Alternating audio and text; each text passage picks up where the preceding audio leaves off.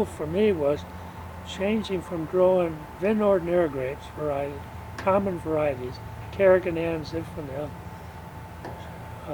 Colombard, Chenin Blanc, to make ordinary Vin Ordinaire, to Chardonnay, Cabernet, and Pinot Noir.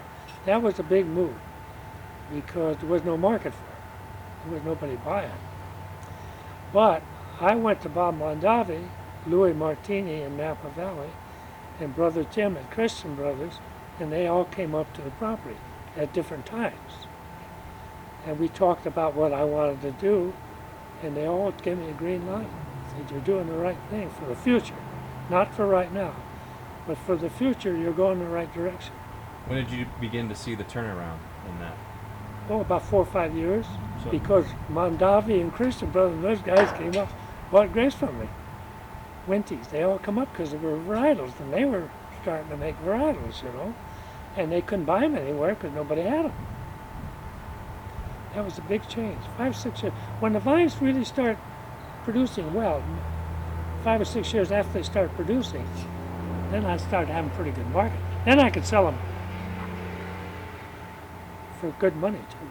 Did you see the change in Mendocino, Napa, and Sonoma happen roughly at the same time?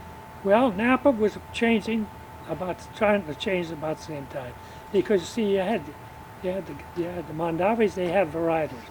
Christian Brothers had varietals. They grew their own, but the growers didn't have very many. But then they started to change because the market started to grow.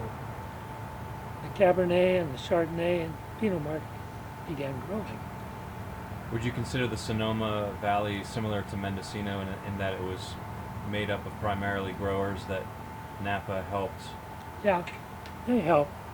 And the wineries over there helped too because they needed the grapes. See. We delivered most of our grapes to Napa. And then we took a lot of them down to San Jose, down to Winty Brothers. And they're still making wine. Yeah, they sold this. They're over in the valley somewhere now.